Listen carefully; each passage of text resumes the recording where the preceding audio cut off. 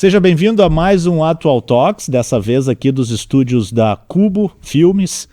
E a gente hoje traz o Dr. Ricardo Zimmermann, que também participa com a gente lá sempre às terças-feiras do Jornal da Manhã na Jovem Pan FM 90,7.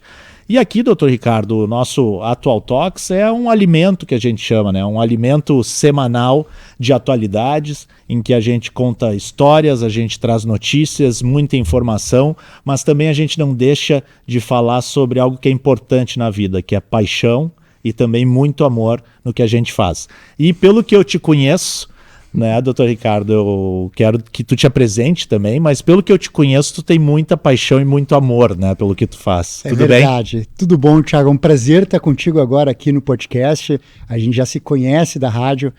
São os olhos brilhando. É isso aí. Quando os olhos brilham, pode ter certeza que vai ser coisa boa. E tu tem entusiasmo, né, em falar sobre a tua profissão. Me explica um pouco mais, né? Tu és um médico que teve a formação depois da medicina em infectologia, e aí a partir disso começou a surgir outras possibilidades, outros estúdios. Então me explica melhor onde é que tu estás hoje, como é que tudo isso começou? Thiago, eu era super mainstream, formação tradicional na Universidade Federal do Rio Grande do Sul, residência em infectologia no Hospital de Clínicas, e aí eu comecei a me dar conta que a medicina, Thiago, estava nos devendo. Por quê? O ser humano passou a maior parte dos seus 300 mil anos de história vivendo 30 anos. Nos últimos 150 anos, a gente passou a viver 80. Só que nada disso tinha sido pela medicina. Tinha sido pelo saneamento básico, tinha sido pelo combate à pobreza absoluta, melhores condições de nutrição. Então a medicina ainda estaria nos devendo em relação a aumentar a nossa vida. Mais do que isso, a gente não aumentou a qualidade de vida, Thiago. Antigamente a gente começava a envelhecer com 30, 40 anos e morria com 30 e 40 anos. A gente não vivia velho. Hoje em dia a gente vive até os 80, mas continua começando a envelhecer com os mesmos 30 e 40. Olha o problema, a gente vive a metade da nossa vida envelhecendo e tendo as doenças do envelhecimento. Ah, Thiago, essa parte está nos devendo. A gente quer desacelerar esse envelhecimento. E como é que tu começou a ter a paixão por esse caminho, né, da medicina? E o que tu estudou também hoje? O que hoje é o Dr. Ricardo Zimmermann? É um sobrevivente da pandemia, assim como tu e assim como quem está nos assistindo. Na pandemia, eu fiquei grande parte montando, junto com a minha equipe de bioinformatas, eu fiz muita pesquisa, sou um cientista, árvores para entender a genética viral. Isso me levou à biologia evolutiva. Mas eu comecei a ver que durante a pandemia, quem morria mais eram os velhos, eram os doentes, eram os envelhecidos, que passaram aquela outra metade da vida envelhecendo. Eu juntei a minha pesquisa, meu conhecimento em biologia evolutiva, para tentar entender por que toda espécie nesse planeta evoluiu para envelhecer e morrer.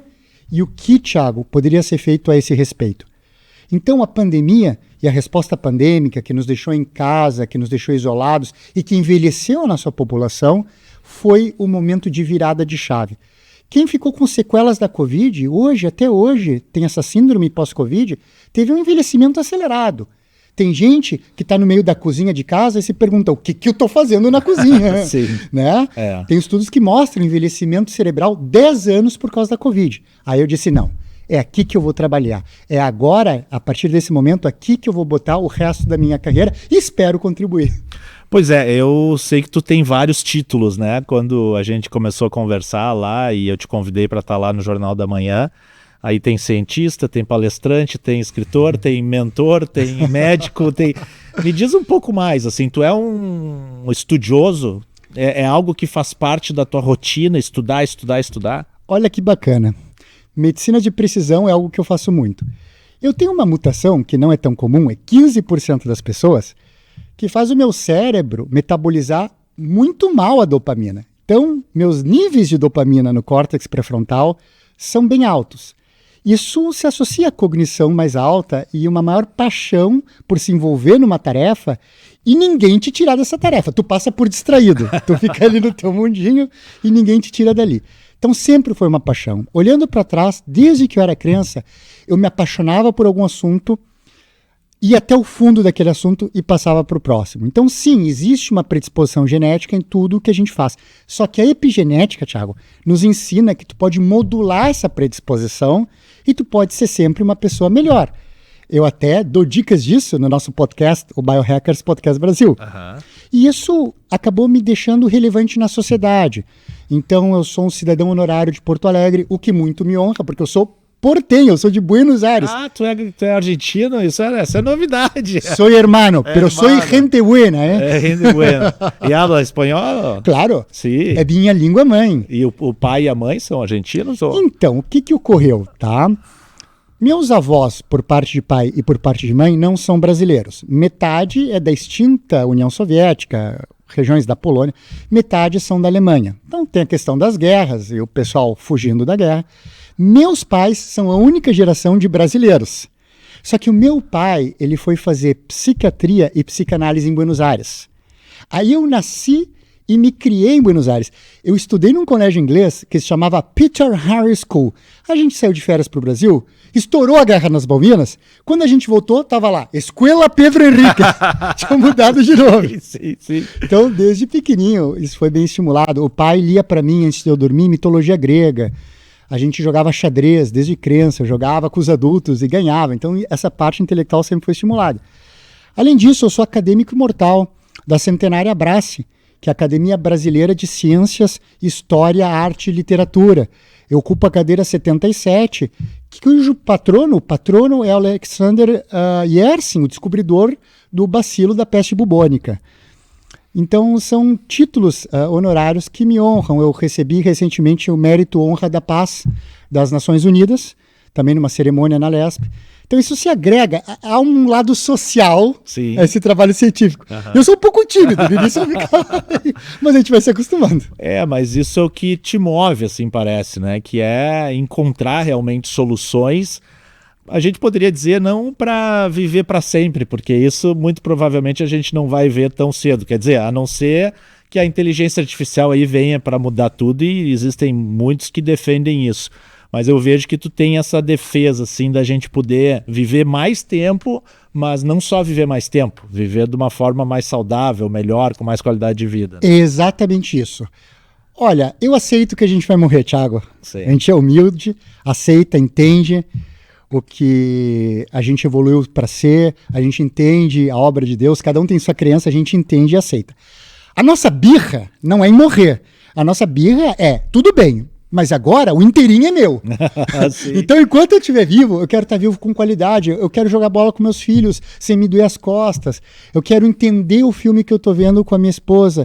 Quero não esquecer o nome dos meus netos. É isso que eu estou reivindicando. Ah, não, isso a gente vai conseguir, Thiago. Isso, claro, a gente sabe que o físico é muito importante para tudo isso. Não ter dor nas costas, por exemplo, é o físico, né? Mas não lembrar ou ter dificuldade, né, para fazer alguma atividade, isso vem muito do cérebro. Na sua opinião, o que está mais importante nesse processo? O corpo ou a mente? São indissociáveis. Para mim, longevidade é ter um bom cérebro e um belo corpo para levá-lo para passear. Sim.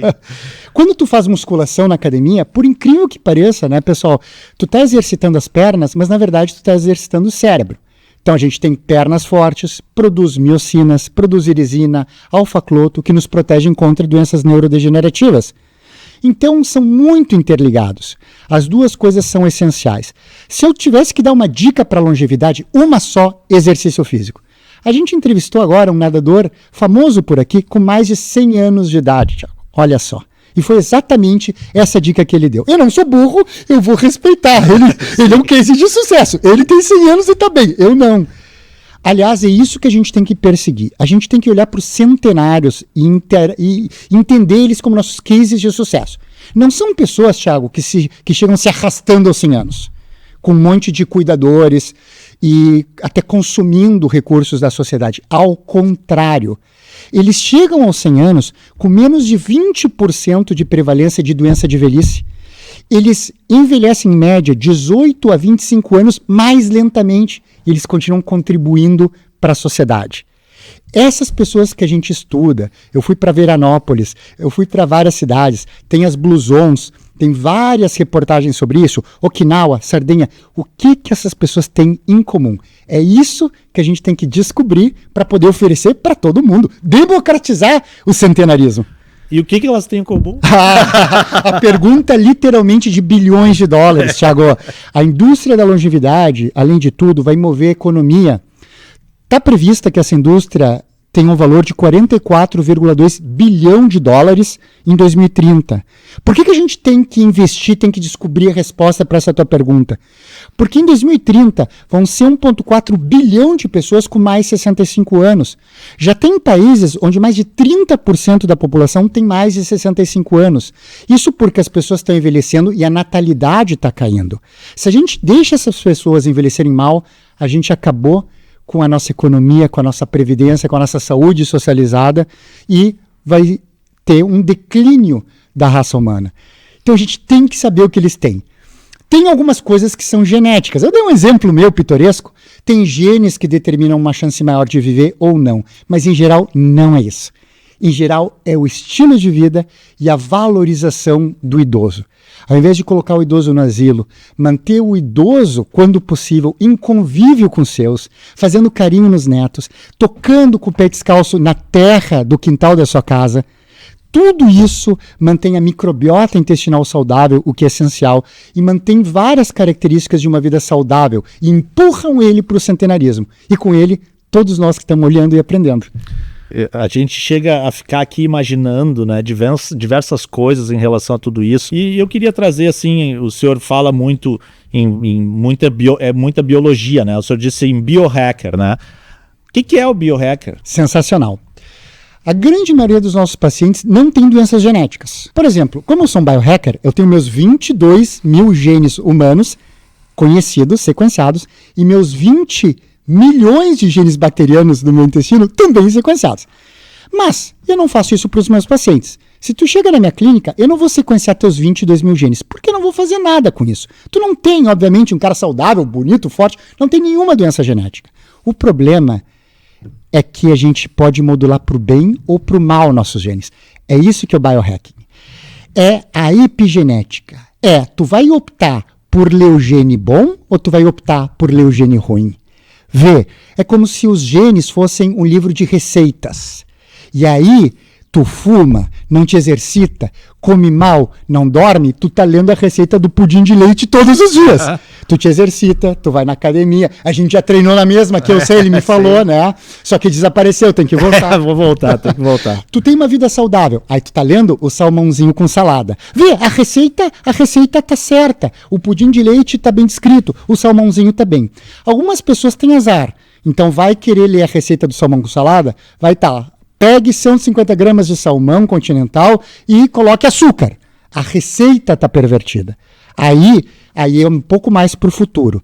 Aí é a terapia de edição genética. É chegar com tesourinhas celulares, tesourinhas moleculares, que a gente chama de tecnologia de CRISPR-Cas9, cortar o gene errado e editar o DNA colocando o gene certo. Nós vamos chegar até nisso. Mas até lá, a maioria das pessoas tem o livro de receitas íntegro. Tem que fazer a receita mais saudável. Pelo menos na maioria das vezes. Pois é, e daí quando chega um paciente seu lá, né, que está de alguma forma investindo, né, nessa questão de hackear os seus genes e entender as receitas, né, mas ele lhe olha e diz assim, doutor, eu não consigo a receita do salmão, eu só quero a receita do pudim, eu não sei mais o que fazer, eu não consigo.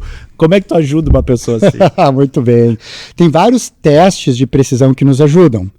Por exemplo, tem testes que a gente pode usar para avaliar genes que nos dão uma ideia da compulsão por comida, da saciedade. A gente sabe que tem um gene, o FTO, que se você tem mutação nesse gene, você tem problemas com o hormônio que dá fome. Então essas pessoas, elas não são gordinhas de malvadas, elas têm mais fome e elas têm menos saciedade. Então a gente pode testar a presença desse gene.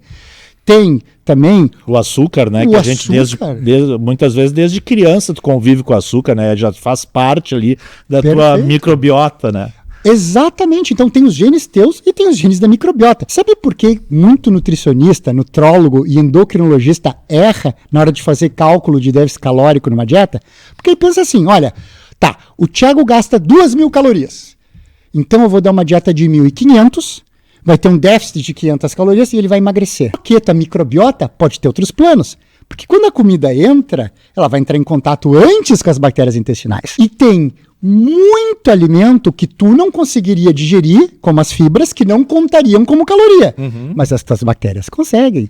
E a partir de fibras, geram açúcar, geram ácido graxo de cadeia curta, que tem calorias. Isso tem que entrar no cálculo. Então, tem os genes humanos, tem os genes bacterianos e as bactérias, tem tudo isso que contribui. E na medicina de precisão, hoje a gente pode, claro, infelizmente não tem no SUS, mas quem tem condições pode estudar tanto os genes humanos quanto os genes bacterianos para fazer dietas mais personalizadas. Só que tem uma coisa curiosa aqui, as canetinhas. As canetinhas estão revolucionando especificamente essa questão da obesidade.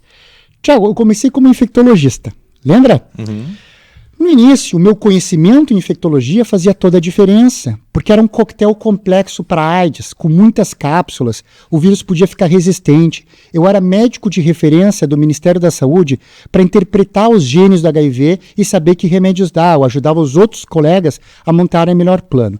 Na medida em que o coquetel foi avançando e virou 1, 2 comprimidos, meu conhecimento se tornou inútil. Então, quando a ciência avança demais, ela acaba simplificando-se a si mesma e qualquer médico do posto poderia tratar o HIV tão bem quanto eu. Então as canetinhas estão revolucionando porque elas são tão boas quando bem indicadas que cada vez mais, independente do gene, independente da microbiota, a pessoa está emagrecendo. Esse é um exemplo de como a ciência avançando pode simplificar o assunto e entregar resultado para um maior número de pessoas, mesmo com os genes ruins, mesmo com a microbiota inadequada. Então a canetinha, tu quer dizer que, claro, se ela for bem indicada, ela não precisa ter toda essa precisão em relação à pessoa? Exatamente, porque ela atua de tantas formas que algum dos problemas do paciente que levou obesidade vai ser coberto. Olha, o problema da pessoa é que ela tem uma questão hedonista com a comida, as canetinhas atuam no centro hedonístico. Tanto que as pessoas estão parando de beber. Então elas sentem menos prazer com a bebida e menos prazer em se empanturrar de comida. O problema é que tem dificuldade em queimar a gordura abdominal, as canetinhas vão direto na gordura abdominal e reduzem o tamanho dos adipócitos abdominais. Então, como elas são capazes de atuar em múltiplos pontos, classificar o tipo de obesidade cada vez é menos importante. Assim como é menos importante meu conhecimento em genômica viral do HIV, já que o tratamento é tão potente que vai funcionar contra todos os tipos de vírus. Não, o senhor sabe que são tantas coisas que a gente fala sobre isso que a gente fica até... Eu, sinceramente, eu fico meio tonto, porque são termos, às vezes, muito distantes, né? E quando o senhor fala que não tem no SUS, nem todo mundo tem essa possibilidade de estar perto disso ou de ter isso como efeito. Mas o que eu queria falar especificamente sobre a caneta é a questão do enjoo, né? Que as pessoas têm, né, depois de tomar a caneta. E aí eu fico pensando se isso não acaba afetando de alguma maneira a pessoa psicologicamente, porque a gente não pode negar que comer é um prazer, e o prazer também deve fazer bem para os nossos genes, né, para toda essa possibilidade da gente viver mais e com mais qualidade. Como é que a gente lida com isso, né? Se está dando enjoo é porque não está dando certo, ou o que a pessoa deve fazer se está enjoando? Então, na prática, a gente vê mais enjoo com a semaglutida, que era o Ozempic, o Wegovy, do que com a tirzepatida, que é o Mounjaro.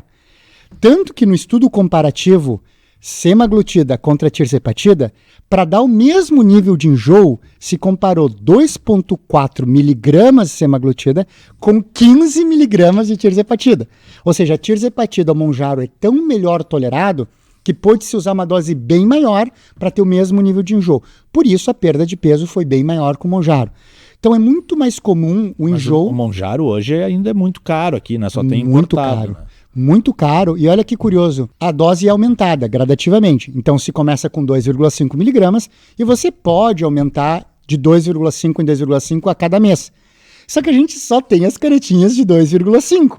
Porque, claro, qual é o mercado preferencial para eles? O mercado norte-americano. Então agora que o pessoal nos Estados Unidos está chegando nas canetinhas mais altas, é que começou a encalhados de 2,5. E aí eles mandaram pra gente. Então, sim, existe essa limitação. Mas isso é uma questão de pouco tempo para se ajustar. O enjoo é mais comum com a SEMA, mas ele é mais comum no início do tratamento ou quando você está aumentando a dose. E é mais comum na mulher também do que no homem. E isso é importante, porque a gente não quer perder o prazer com a comida, a gente só não quer que a comida seja o nosso único prazer. Exato, exato, sim. Ou que a comida seja um prazer e um desprazer depois. Né? Exatamente. Porque tem gente também que é assim, né? Come com prazer, dá 5 minutos depois diz, comi demais, não tô bem, não deveria ter comido tanto, e aí fica nessa... É quase que nem aquela coisa do porre, né? É a última vez que eu bebo, né? Toda bebedeira tem que acabar com essa célebre frase. A dieta que sempre tá para começar na segunda. Na segunda, né? Segunda é dia de começar a dieta. Eu morei em Israel um tempo, então pra mim é pior porque a semana começa no domingo, né? Sim. Então, eu Richon teria que começar a dieta no domingo. O senhor faz dieta? Durante alguns períodos. Eu tento comer saudável, mas às vezes, quando eu acho que a coisa está degringolando, eu aumento a tensão. Para mim, com os meus genes que eu conheço e com a minha microbiota que eu conheço, a melhor dieta é a mediterrânea. O que é complicado, porque os restaurantes mediterrâneos que tem perto do meu trabalho são um pouco difíceis de estacionar, etc. Então é muito difícil a gente adequar a dieta à nossa logística. E se a gente considerar que tem que fazer isso de forma consistente e sistemática, é um componente a mais de complexidade. Mas eu sei qual é a minha dieta ideal. Eu respondo melhor à mediterrânea do que a pegadas mais carnívoras. Mas se tu for na churrascaria ali da Princesa Isabel, tu vai me encontrar. Sim. Daí é o prazer falando mais alto. Estaciona ali no Kremers, né? Doutor, o senhor falou em dieta mediterrânea, né? Mas quais são as dietas hoje que existem, né? Eu, por exemplo, acho que às vezes a minha dieta é americana.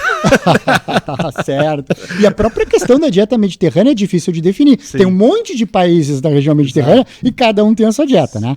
Mas é mais peixe, né? Sim, verduras. Oleaginosas, verduras. Por que ela é tão saudável? E é impressionante. A nossa idade verdadeira não é a idade cronológica. A gente aprendeu isso na Jovem Pan no rádio. Isso. Depois a gente até pode trazer aqui para falar mais sobre isso. Perfeito. Então, nos estudos de idade biológica, invariavelmente, todos eles, se demonstrou que quem tem uma pegada mais rica em polifenóis vive mais. Então, se você passa lá de 650 miligramas de polifenóis por dia, você vive mais. Por que isso? Polifenol não é um nutriente. Não tem valor nutricional. Quercetina, ficetina, curcumina, todo mundo já ouviu falar, epigalocatequina. Só que, imagina, biologia evolutiva, imagina um ambiente inóspito que as plantas e frutas enfrentaram ao longo da evolução. Elas tiveram que criar mecanismos de defesa para se proteger de vírus. O primeiro vírus descrito é o do mosaico de tabaco, um vírus de planta, para se proteger de bactérias, de estresses oxidativos. E esses mecanismos de defesa são os polifenóis. Quando você ingere uma fruta, quando você ingere um vegetal, você não está, Thiago, ingerindo somente uma fruta ou um vegetal. Você está ingerindo milhões de anos de pressão seletiva e vantagem evolutiva. De graça. Elas sofreram para você estar aproveitando aqui. Então respeite as frutas e os vegetais. Eles têm muito a te dar. Então, você até pode ter uma dieta mais carnívora, desde que não entre na filosofia carnívora, que são os extremistas, que chamam frutas e vegetais de antinutrientes. Sim. O problema da dieta carnívora não é a carne vermelha, é a falta de polifenóis. Mas quais são as outras dietas? Assim? O senhor diz, tem a dieta mediterrânea, tem a dieta oriental, tem a dieta africana, tem a dieta do Pacífico, enfim, quais são as outras? Assim? São as classificações, né? A dieta que a gente está acostumado, ocidental, a dieta que tem pizza, hambúrguer. Obviamente, isso é rico em carboidratos simples, em gorduras saturadas, não é benéfico para a nossa saúde a longo prazo. Do outro lado, a gente tem dietas mais temáticas, né? Como os veganos, os vegetarianos, a gente tem os carnívoros e a eterna briga entre os dois. E o interessante é que você pode ter uma vida saudável com uma dieta mais carnívora e você pode ter uma vida saudável com uma dieta mais vegana, mais vegetariana, se bater os macronutrientes, se a proteína vier de algum lugar, seja ela vegetal ou animal, você pode. Talvez mais importante do que o tipo de dieta é a questão de essa dieta ser natural.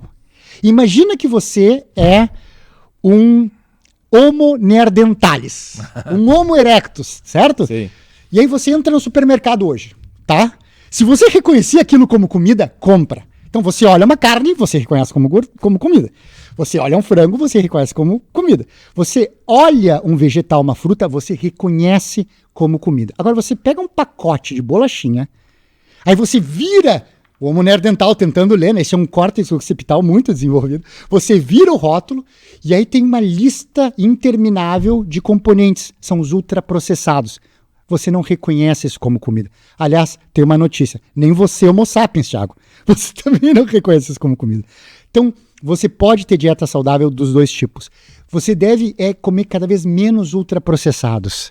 Menos alimentos em pacotinho. É aquela máxima, né? Descasca mais e abre menos. E o que o senhor... Primeiro, assim, antes, né? A gente falou aqui agora há pouco sobre a questão da idade genética, né? A idade real. Sim. Como é que funciona isso? Funciona da seguinte forma. Eu refuto. Posso fazer uma pergunta indiscreta? Claro. Quantos anos tu achas que tu tem, Thiago? Bom, eu vou dizer assim, ó, eu tenho 47, Tá. né, na identidade, né, na certidão de nascimento, mas eu acho que eu devo estar com uns 50, assim. Tá. Tu tem 47 pela idade de nascimento. Isso. Eu vou refutar aqui com 3 argumentos a teoria da idade cronológica. Eu vou te provar que os 47 anos não são a idade real. Primeiro ponto. Se a idade cronológica fosse a idade real, a cada ano tu deveria envelhecer a mesma coisa, porque um ano é um ano. Sim. O envelhecimento seria linear. E não é assim. O envelhecimento descreve uma curva logarítmica. Você não vê aquele sobrinho por 2 anos, o moleque é outra pessoa. Sim. Então, Sim. o centenário quase não envelhece. Sim. Ele morre mais porque ele é velhinho, Não, mas ele quase não envelhece. se tu não vê aquele amigo que estava com 28 e vê ele com 33, ele também é outra pessoa. Exato, né? É, mais ou menos Exato. isso. Essa é uma das faixas E críticas. as mulheres, infelizmente, tu vê com 40, quando tu vê com 55, também é outra pessoa. Mas cada vez mais elas estão nos passando no bom envelhecer, né? Estão se cuidando. Enfim, mas tu Não, tem mas toda a eu razão. falo assim da questão ali da transição, né, do metabolismo dos Sem 30 dúvida. e da transição da menopausa, no caso da mulher. Perfeito. Aliás, que é um assunto, tu tem que fazer um podcast só sobre a Vamos transição fazer. menopausal. Vamos fazer. Tem sem que alertar dúvida. as mulheres. Eu sei porque eu tenho uma lá em casa, então eu tenho um bom conhecimento sobre. Então, né? fantástico, Minha mulher está passando por isso e eu Casos de procuro vida real. acompanhar ela, porque o sofrimento É grande, não né? é grande. O homem sofre também, gente, tá? Não é só a mulher que... Ela brinca comigo, né, que eu deveria convidar ela para vir para o podcast. Tá aí. Boa! Achei o tema. Claro. Não, ela é psicóloga também, óbvio, teria muito para Então acrescentar aqui. vou cuidar muito do que eu vou falar, então. Muito bem. Então a gente tem primeira refutação. Nossa idade não é linear. Aliás, se tu é demitido, se tu fica em casa há muito tempo, se tu sofre estresse, tu acelera a tua idade. Então ela não é linear, de forma alguma. Segundo ponto de refutação. Se a idade cronológica fosse o que importava mais, o que importasse mais, é ela que determinaria o risco de tu ter as doenças do envelhecimento. E não é. É a idade biológica. Então, eu, assim como tu, tenho 47 anos. Se a minha idade biológica for 57 e a tua for 47, sou eu que vou ter Alzheimer daqui a 20 anos. Sou eu que vou ter câncer daqui a 10 anos. Sou eu que vou ter infarto daqui a 5 anos. Não é tu. Então, quem determina a doença de envelhecimento é a idade biológica. Logo, ela é a real idade. E terceiro ponto, que isso o pessoal em casa vai adorar, não tem o que fazer em relação à idade cronológica. A cada ano tu vai colocar uma velhinha a mais no teu bolo de aniversário. Ainda vão sacanear, vão comprar aquela velhinha mágica que tu tem que assoprar 10 vezes, vai cuspir todo o bolo, ninguém vai comer. Mas a cada ano tu vai colocar uma velhinha a mais. A idade biológica, ela pode ser desacelerada e até revertida. Isso está bem definido, é científico dizer isso. Então isso é fascinante, porque nunca tu tá velho demais para rejuvenescer. Mas isso é muito novo, né, na Muito. sociedade, né? Esse conhecimento da idade cronológica e da idade biológica. Hoje, grande parte das pessoas, ou a maioria das pessoas, tem uma idade biológica maior do que a cronológica ou o inverso? Sensacional. Os primeiros relógios epigenéticos são de 2013, então como você falou, é muito novo. O relógio de terceira geração foi construído na Nova Zelândia, em Dunedin, se chama Dunedin Pace of Aging, velocidade de envelhecimento. Dunedin é porque... O relógio é a forma como se calcula a idade biológica. Aí é que tá. Nessa corte, na Nova Zelândia, eles colocaram as pessoas todas para entrar na corte com a mesma idade, foram seguidas longitudinalmente ao longo de anos, e em intervalos pré-programados se coletava tudo que tipo de exame delas. Corte é uma pesquisa. Corte é um grupo de pessoas. Tá. Então pegava um grupo enorme Que de fizeram pessoas. parte desse estudo. Fizeram parte e eram pessoas que eram seguidas ao longo de suas vidas. E em intervalos regulares se coletava tudo que é exame possível e inimaginável. E aí se usou uma ferramenta de bioinformática para construir um acelerador, como um velocímetro. Se o velocímetro está em 1 ano de vida dessa pessoa envelhece ela 1 ano. Para responder a tua pergunta, no estudo original de Dunedin, o velocímetro da galera ficava entre 0,6 a 1,6. Ou seja, tinha gente que em 1 ano envelhecia 40% a menos do que deveria ter envelhecido. Mas tinha gente que em 1 ano envelhecia 60% a mais. E esse ponteirinho, ele muda de acordo com o teu estilo de vida. Nunca é tarde para colocar o ponteirinho abaixo de 1. E, Thiago, isso foi validado em 5 grandes estudos que mostraram que o principal fator de risco para doença do envelhecimento e para morte, aterosclerose, câncer, Alzheimer, é ter o velocímetro acima de 1. Tá aí, a idade biológica é a verdadeira idade, porque é ela que define teu risco de doença. Mas hoje, enfim, não sei se existe como medir isso, né? Mas hoje a maioria da população está com relógio acima de 1? A gente não sabe porque ele é muito pouco medido. O que já tem é difícil, né? Tem um teste que tu faça, que tu vá ali no laboratório e saiba a tua idade. Inclusive, é com muito orgulho que eu vou te dizer que eu sou o primeiro médico brasileiro a ter feito esses testes. E semana passada chegaram os resultados dos meus 2 primeiros pacientes. Que legal. Um deles, o relógio deu 1, ele está envelhecendo 1 ano em 1 ano. E a outra deu 0,9. Em 1 ano ela está envelhecendo 10% a menos. Ele é um médico que tem 70 anos. A idade biológica deu 64. Ela é uma médica que deu 49 anos, a idade biológica é 49. Embora ela tenha a mesma idade cronológica que a biológica, no futuro ela talvez esteja melhor, porque ela está desacelerando o envelhecimento. Ele hoje tem uma idade biológica menor do que a cronológica, mas ele vai envelhecer 1 ano em 1 ano. E aí eu vou fazer minhas intervenções e vou repetir o exame. Então a gente está numa era fantástica. Sabe que tem uma corrida de biohackers, de malucos, de excêntricos, para competir, eles estão competindo para ver quem desacelera mais o velocímetro. Sim, que tem um documentário muito interessante, né, no Netflix, né? O Homem que Quer Viver para Sempre. Recomendamos. Claro que é exageros e nem todo mundo... Eu não sei você, Thiago, você talvez tenha, mas nem todo mundo tem os 400 milhões de dólares não tem. do Brian Johnson. Mas o Brian Johnson, ele acabou de ganhar os parabéns do Dave Sinclair. O Dave Sinclair é um professor de Harvard, que é o autor da principal teoria de envelhecimento de hoje, que é a teoria da perda do landscape epigenético, é dele, se chama Information Theory of Aging. A teoria da informação do envelhecimento. Ele diz que a gente envelhece porque a gente vai perdendo a informação sobre que genes a gente deveria ler e que genes a gente não deveria ler. Então, Dave Sinclair parabenizou o Brian Johnson porque ele postou nas redes sociais dele o Dunedin dele, o reloginho, em 0,48. Lembra que no estudo tinha ficado entre 0,6 a 1.4, entre 0,6 e 1.6. O dele deu 0,48. Então ele bateu o recorde de desaceleração. O ano do milionário, do Brian Johnson, está envelhecendo ele 50% do que deveria. Mas assim, o que eu fiquei pensando também, né, doutor, é que o senhor começou a nossa conversa aqui dizendo que a gente não evoluiu, enfim, não avançou em relação à expectativa de vida em função da medicina, né? Foi muito mais porque a gente começou a se cuidar, começou a ter saneamento, né? Começou a procurar esses cuidados. Se isso aumentou e talvez a medicina num aspecto ali um pouco menor, né? Ela não a medicina preventiva, mas a medicina que trata, ela também evoluiu, obviamente, a gente sabe disso. Mas se a partir de hoje, digamos lá, o meu filho, né, que 12 anos ainda é pouco, mas enfim, eu ainda não tenho, né, essa mentalidade, né, de baixar o meu velocímetro ali, digamos assim, mas se eu começo a introduzir isso na nossa vida, enfim, começo a tentar introduzir isso na vida do meu filho, ele vai começar a baixar o velocímetro dele com 15 anos, com 18 anos, e já tem muitos jovens hoje fazendo isso. O senhor imagina que a gente possa chegar num período curto de tempo a quantos anos de expectativa de vida? Isso foi testado, avaliado epigeneticamente em vários animais. Eu acredito que o homem tem condições genéticas de chegar hoje até uns 100, 102, 105 anos. Por enquanto... De expectativa de vida com qualidade. De expectativa de vida. Por enquanto, o que a gente precisa é promover a qualidade desses 102 anos. Por que a gente tem essa limitação genética? A evolução, ela foi meio malvada conosco, tá, Thiago? Vamos voltar àquela questão. Por que todo animal envelhece e morre? Porque se tu tem um gene que, quando ele está ligado na tua infância e adolescência, ele promove o teu desenvolvimento e a tua fecundidade, graças a esse gene, tu fica grande e fértil.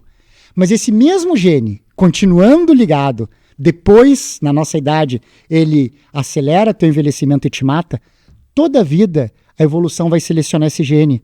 Porque velho que não reproduz mais, não faz pressão evolutiva. A gente está na zona cinza de Darwin. A gente não faz mais pressão evolutiva quando a gente não reproduz mais. Então a gente montou um aparato de reparo de DNA para funcionar por 30 a 40 anos. Depois de 30 a 40 anos, nosso aparato de reparo de DNA começa a falhar, porque não importa mais para a evolução manter um velho vivo. Então o que os cientistas estão fazendo? Eles estão indo lá para o aparato de reparo das nossas gônadas, das nossas células germinativas, que é perfeito, porque a evolução quer que tu reproduza nesses 30, 40 anos, e estão aprendendo os mecanismos de reparo desse aparato reprodutivo para aplicar para o resto do nosso corpo. Então a gente vai ter no futuro como fazer um super reparo de DNA e a gente vai parar de acumular dano depois dos 30, 40 anos. E aí, Thiago, aí tu vai me convidar aqui e vai me refazer essa mesma pergunta, porque a minha resposta, meu amigo, vai ser outra. E que assim seja, quem sabe a gente aqui com 90, né, 95, vivendo com qualidade. Eu quero ser pelo menos decacampeão do mundo. É isso aí. Doutor, a gente também tem, claro, a questão da inteligência artificial, né? A gente evoluiu muito aí com a informática, com o computador, com essa troca de informações, essa troca de pesquisas nos últimos 10 anos, 15 anos. O senhor disse que o início do cálculo da idade biológica começou em 2013. Então faz 2025, 12 anos só. A gente sabe que a inteligência artificial vai acelerar os processos de uma maneira geral. Eu escutei uma palestra num evento, agora há 2 semanas, em que um dos estudiosos de inteligência artificial disse que existe a possibilidade do homem viver para sempre com a inteligência artificial. Isso é muito distante de uma realidade? É impossível? Ou o senhor não descarta essa possibilidade? Eu não descarto por completo, porque seria louco em descartar, a gente está num momento de grandes descobertas, mas eu acho que para prolongar verdadeiramente a nossa vida, o máximo possível, a gente vai ter que contar muito com essa tecnologia de edição de DNA e a gente vai ter que conseguir reparar os danos que a gente começa a acumular depois de 30 a 40 anos. E a inteligência artificial vai ajudar muito em relação a isso. Eu não acho que ela vá, por exemplo, substituir o médico por completo, mas acho que o médico vai ser substituído por um médico com a inteligência artificial. Então, todo médico tem que ficar atento à inteligência artificial e se preparar e trabalhar com ela. Eu só tenho um medo, Thiago. Só tenho um medo. Tu parou de fazer musculação, né? Não te vi mais naquele... Estou meio parado. Os músculos diminuíram de tamanho. Exato, sem dúvida. Isso é um estudo recente que fez aquela análise funcional do cérebro em pessoas que faziam uma tarefa de forma convencional, trabalhavam de forma convencional, e aí o cérebro superativado, parecia uma árvore de Natal, brilhando em todas as áreas cerebrais envolvidas com a tarefa, e comparou com um humano que estava fazendo a mesma tarefa usando inteligência artificial. Era um apagão. Então, o problema, se a gente incorporar ela 100% em todas as nossas tarefas, é que a gente vai diminuir nossa habilidade cognitiva. Isso é um alerta para as pessoas. A gente tem que usar ela como ferramenta e não é inteligente negar tecnologia. O fabricante de disco não adiantava brigar com o fabricante de CD, que não adiantava brigar, é inútil. Assim, o senhor me lembrou, né? Tu me lembrou um outro trecho dessa palestra em que ele traz à tona, né, quando começou a leitura, quando as pessoas começaram a aprender a ler. E Sócrates era um dos que tinha muito medo de que as pessoas começassem a ler e começassem a mudar e começassem a querer tomar uma outra atitude que o mundo fosse se perder. Né? Então, assim como foi com a internet, assim como as pessoas tinham medo da eletricidade. E aí quando tu dissesse, me chama muita atenção, eu como jornalista, publicitário e trabalho na Jovem Pan, trabalho numa agência de publicidade, se eu também não saber usar a inteligência artificial, também vou ser substituído. Mas vai ser substituído por outro Thiago que saiba usar. Saiba usar, e não apenas pela inteligência artificial. E assim como foi com a internet. Exatamente. Assim como hoje é de várias formas com outras coisas. Mas aí a gente entra também num aspecto que vai ser agora a primeira vez que nós vamos ter 3 ou 4 gerações vivendo conjuntamente, né, na mesma vida, enfim, né, são gerações muito diferentes vivendo na mesma vida. É difícil, talvez, para as pessoas mais velhas se adequarem a tudo isso. E nós, né, enfim, tu é um grande estudioso, eu já tenho 47 que nem tu. É algo muito novo também para nós, a inteligência artificial. Né? E é difícil, né, Thiago, porque é que nem tentar aprender uma língua nova. Poxa, quando os meus sobrinhos foram morar, crianças, gêmeos, foram morar na Austrália, primeira semana eles só choravam, porque não entendiam nada. Em um mês eles estavam sonhando em inglês. E hoje eles tiram sarro do accent, do sotaque da mãe deles, que para mim é uma das brasileiras que melhor inglês fala. Então, nós, para aprender uma língua na nossa idade, para aprender uma coisa, é bem mais difícil. A gente fica muito bom no que a gente já sabe, mas para aprender coisas novas é mais difícil. De qualquer forma, eu acho que a inteligência artificial vai ser uma revolução e vai nos ajudar muito. Mas a gente não pode parar de pensar. A gente tem que pensar cada vez melhor utilizando essa ferramenta de facilitação. A gente tem que fazer um booster no nosso pensamento, deixar que ela leve o nosso pensamento para mais longe e não que ela o substitua. Pois é, o senhor aqui começou a nossa conversa, né, dizendo que era muito técnico, que sempre foi muito técnico. E realmente, assim, as suas falas, elas são muito técnicas. Às vezes o senhor fala com tanta empolgação, né? Parar de falar, de chamar de senhor, né? Porque a gente tem a mesma idade, né? A gente fala senhor porque tu vai estar chamando de velho, tá? Porque tu é doutor. Mas, doutor Ricardo, eu noto, assim, a tua paixão, né? E a gente falou aqui, né? O amor que tu tem por descobrir essas coisas e por poder ajudar as pessoas em relação a isso. E mais a tua linguagem, ela é uma linguagem extremamente técnica, que se a gente não, né, concatenar, ou se o Covid ainda estiver ali muito presente, tem muita coisa que a gente não entende. Isso a inteligência artificial vai ajudar, não só tu, mas as pessoas também a estarem mais familiarizadas a toda essa informação que está surgindo cada vez mais. Muito, muito, sem dúvida. É como se fosse uma tecla zap, né? Ela vai ajudar a decodificar e a passar para as pessoas. E talvez também, como as pessoas vão conseguir entender, cada vez mais elas vão ser aptas a até... se utilizar, né? A se utilizar e se apropriar e a entender os termos técnicos das áreas dos outros. O que é bem bacana. E a importância. Porque tudo que daqui a pouco fica muito distante, a gente não dá tanta importância. Exatamente. Né? O que se torna mais cotidiano, mais presente, a gente começa a entender a importância de tudo isso. Agora, o senhor falou ali que são 22 mil genes, né? E mais tantos milhões de genes bacterianos. De genes bacterianos. Isso também é uma outra questão que a inteligência artificial vai poder ajudar muito, né? Demais.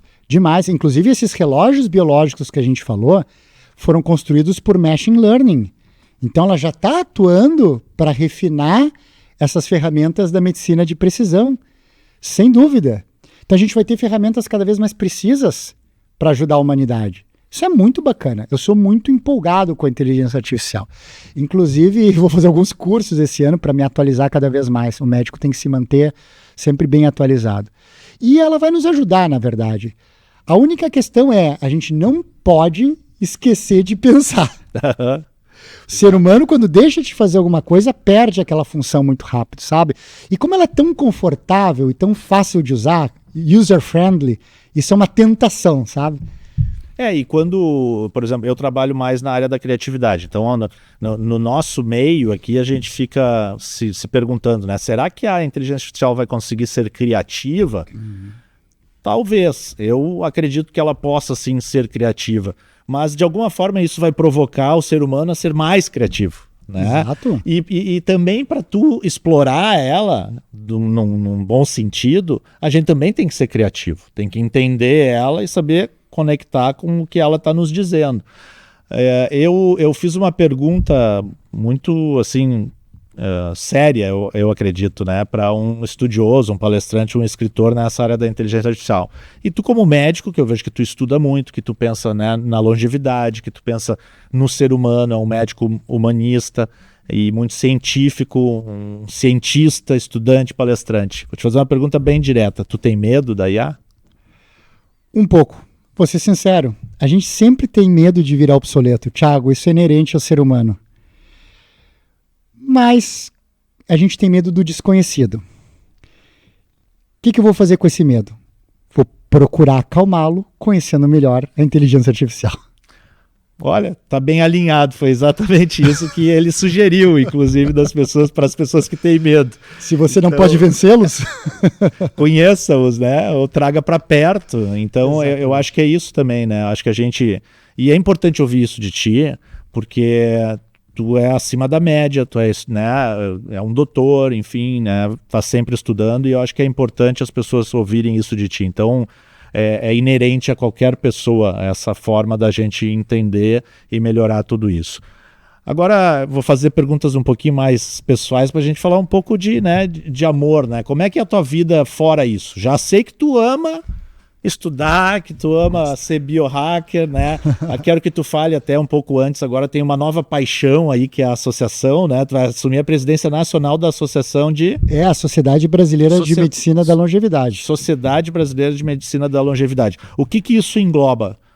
Então, a gente não aprende isso na faculdade, infelizmente, nem na residência. É incrível, o médico não aprende por que a gente fica velho, mas ele aprende a tratar a hipertensão, consequência da velhice.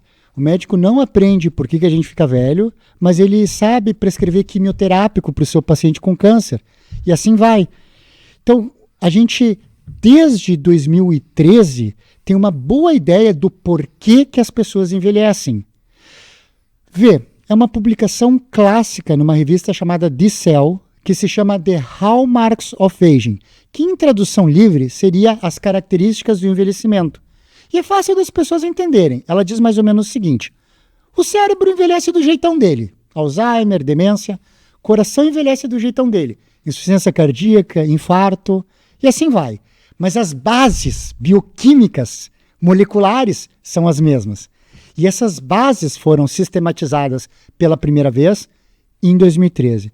O que a sociedade vai fazer é fomentar a educação médica através de palestras, cursos, certificações, para que os médicos entendam essas bases, esses denominadores comuns a todas as doenças de envelhecimento, para trazer a medicina para uma pegada mais preventiva. Então, para você poder fazer a prevenção do Alzheimer, a prevenção do câncer, a prevenção do infarto, a prevenção da diabetes, o que você tem que prevenir, Thiago? O envelhecimento. Então é isso que a gente vai fazer, uma sociedade destinada, voltada a ensinar ao médico os processos que levam ao envelhecimento. E daí a prevenção de todas essas doenças. Olha, se você for atropelado por um caminhão amanhã, aí a gente não tem nada com isso. Mas se você tiver Alzheimer, a gente falhou, porque a gente não conseguiu prevenir o envelhecimento. Pois é, tu falou ali a questão da longevidade, né? A associação, obviamente, que também pretende democratizar esse processo de prevenção e da gente pensar na longevidade. Amanhã ou depois a gente poder ter esses testes aí através do SUS, né? Tudo isso a gente espera que um dia aconteça. Mas chama atenção agora, falando, né, doutor, que em 2025, e não sei se em alguma parte do mundo existe, e eu vou te fazer essa pergunta, um médico especialista em prevenção, né? Existe lá, não, eu vou no preventivo. Não, tu vai no ortopedista, tu vai no cardiologista, que é quando tu sente alguma coisa, quando tu vê, né? Mas tu não vai no preventista, né? Não existe isso. Tu tem toda a razão. As mulheres até nesse sentido têm uma oportunidade a mais do que nós, porque elas vão no ginecologista, né? Exato. A gente até teria o urologista, mas Vamos ser sinceros, a gente vai depois de uma certa 40. idade, depois dos 40, e ainda vai com medo, né? Sim, Não, sim. ninguém fica sabendo onde é que a gente está indo. E às vezes vai quase com 50. Às vezes ó, fica revisando no Google para ver, Isso, até a gente chama de cherry picking, fica lendo todos os artigos até a gente encontra aquele que diz que pode ir mais tarde. Ou vai no cardiologista e pede para fazer exame de sangue e deixa assim. Então é isso.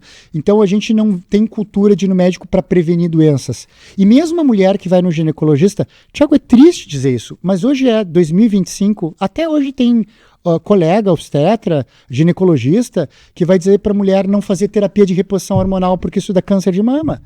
Enquanto que a terapia de reposição hormonal, que tem que ser iniciada na transição da menopausa, não é só nem na menopausa.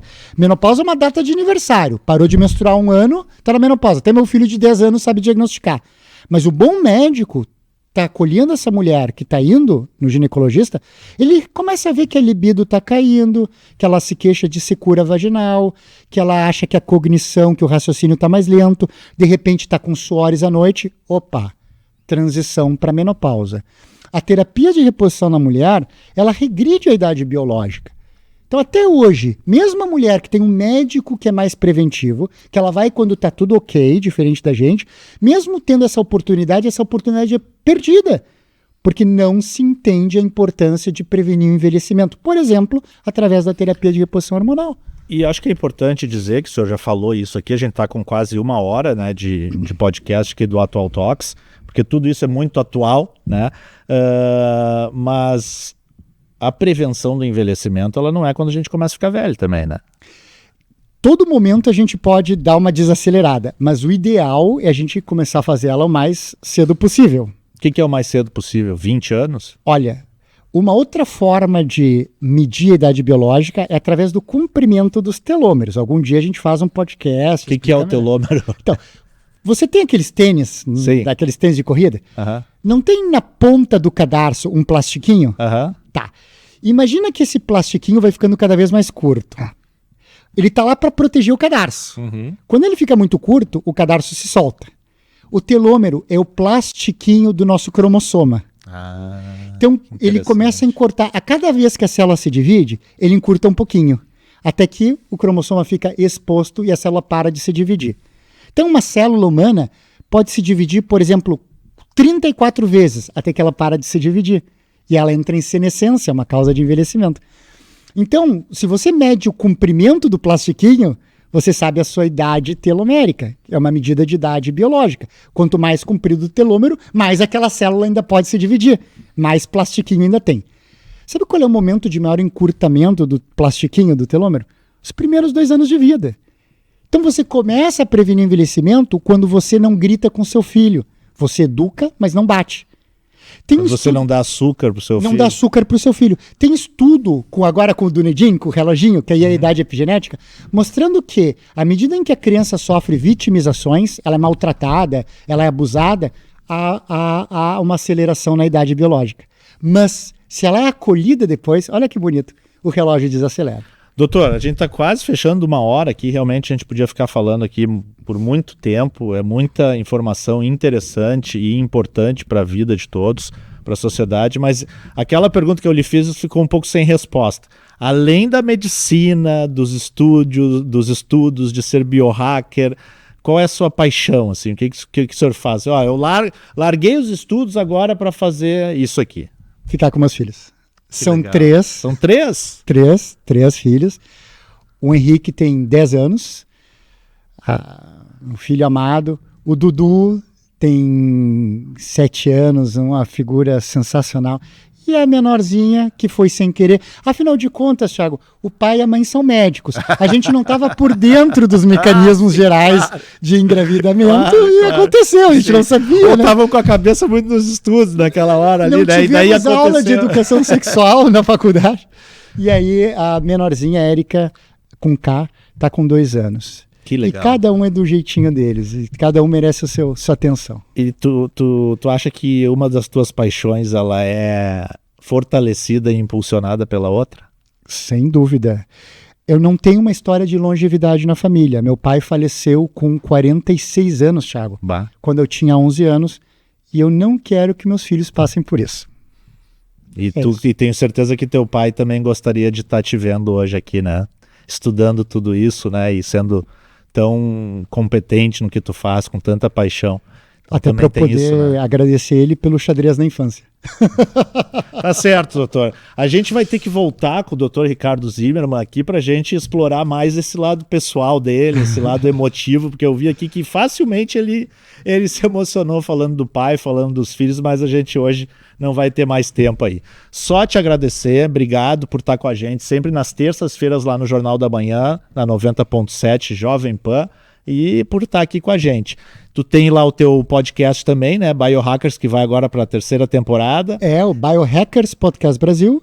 E tem meu Instagram, onde eu sou bem ativo, @drdr.ricardozimmermann. O Zimmermann, ele é o mais difícil de encontrar, mas é o mais simples. Ele não dobra nada, não dobra nem um M, nem um N. Então, Zimmermann, Dr.Ricardozimmermann. @Dr.Ricardo. @Dr.Ricardo. Gente, muito obrigado. Ficamos por aqui com mais o Atual Talks. Agora, todos os domingos também na TV RS Play, às 10 horas da noite. Até a próxima!